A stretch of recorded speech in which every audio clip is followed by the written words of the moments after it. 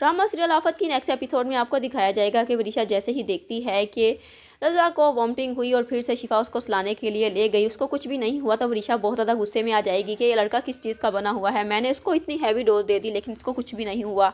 मैंने तो सोचा था कि ये दुनिया से छी चला जाएगा और फिर वह आज बर्बाद हो जाएगा, लेकिन ऐसा कुछ भी नहीं हुआ। वह अब गुस्से से सोच लेती है कि वो इस प्रोफेसर की क्लास लेकर आती है। गुस्से से प्रोफेसर के घर जाती है और ज़ोर ज़ोर से दरवाज़ा खटखटाना शुरू कर देती है।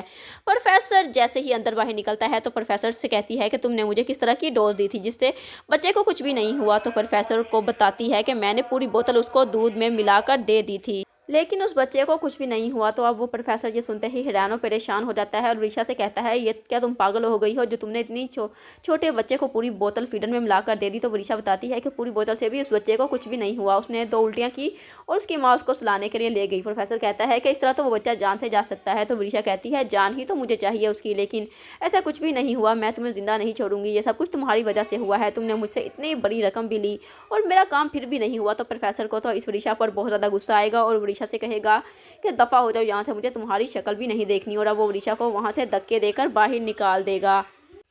लेकिन दानियाल जो कि सारी बातें शिफा के और डॉक्टर्स की सुन चुका होता है और अब उसका शक वरीशा पर ही जाता है। तो वो जैसे ही घर जाता है तो उसको देखता है कि वरीशा बहुत ही गुस्से में गाड़ी लेकर वहाँ से निकल रही होती है। तो वो वरीशा का जब पीछा करता है तो वरीशा प्रोफेसर के पास जाती है और प्रोफेसर की और वरीशा की सारी बातें सुन लेता है। जब वरीशा कहती है कि मुझे इस बच्चे की जान ही तो चाहिए, ये सुनते ही दानियाल तो काफ़ी ज़्यादा परेशान हो जाता है कि वरीशा इस हद तक भी जा सकती है कि वो इस छोटे से बच्चे की जान की दुश्मन बन बैठी है।